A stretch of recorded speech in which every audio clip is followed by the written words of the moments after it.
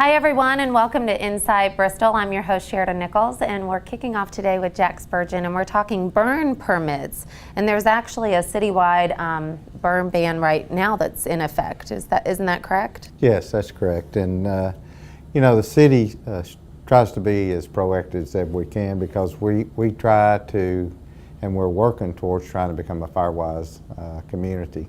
And so basically we permit year-round. With a active permit that you have to have if you're going to do burning of any nature. And on our permits, we list what numbers you call before you burn and after you burn, and what you can burn, because if you're outside the scope of that, I mean, there could be fines, not related to the city as well, but through the state EPA and so forth, that you could get in fines to up to $25,000.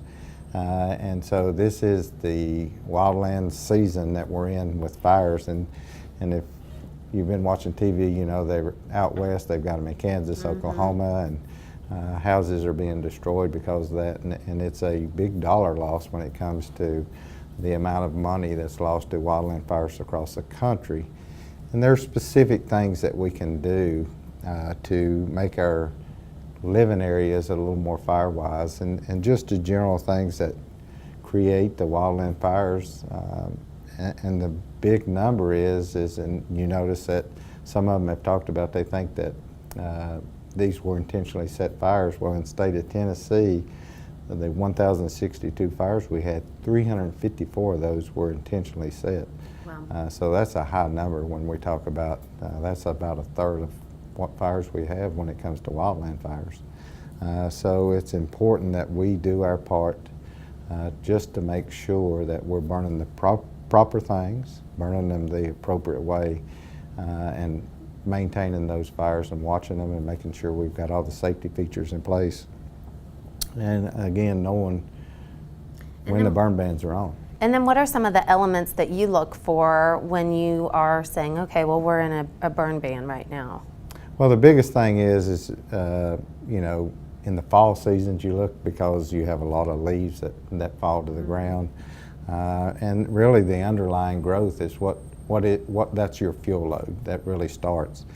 So you look at that. You look at the weather conditions such as high winds, which we've had really high winds for the last little bit, and we're expecting some more over the next few days. So we generally try to maintain a burn ban throughout those types of days, so that we can, if we do have a wildland fire, we can hopefully cut down on the potential ignition sources that could be out there to start these, and then, in that way we can maybe eliminate the spread across our community. Because you look at our community just geographically, we've got Stills Creek Park, which is well over 2,000 acres, and we've got a lot of homes that butt up against those.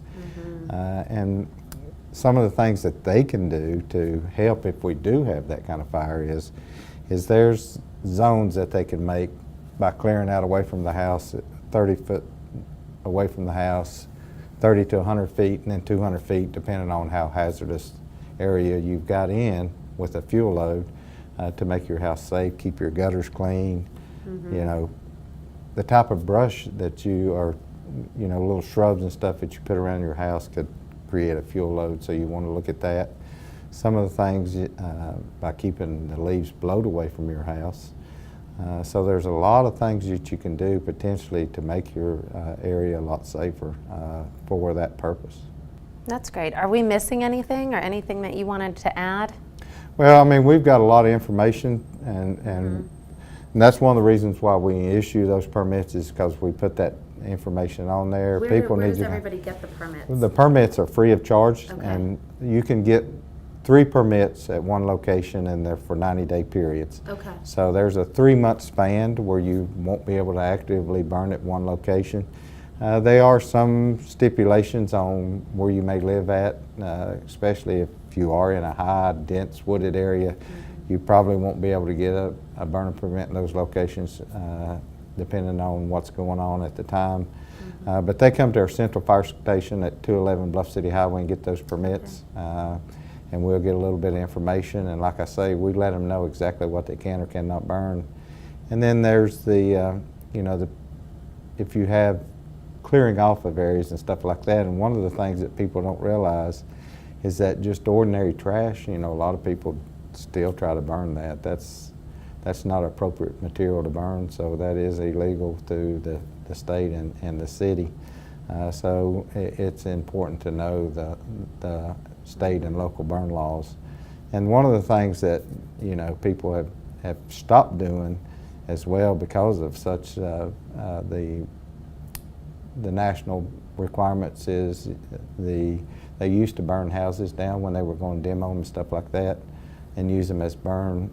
And there's a lot of things you got to do to prep for those things. So and get a permit as well to do burns at those locations. So most of that activity has been stopped as well, just because of the potentials of all of the pollutions that are put out and so forth of that nature. So again, researching the laws and knowing what burns and when burn bans are on, and state to state does it various ways, and we just kind of put it out through BTN TV, the Channel 16, and let the general public know and put it on the web. When you can burn and when you can't. Yeah, so I mean it's very important, man, because we've got to protect our absolutely. living lifestyles, and that's just another way to, kind of help reduce the amount of wildland fires we got, because that's probably the number one large dollar loss when it comes to fire loss is wildland fires, because it destroys. I mean,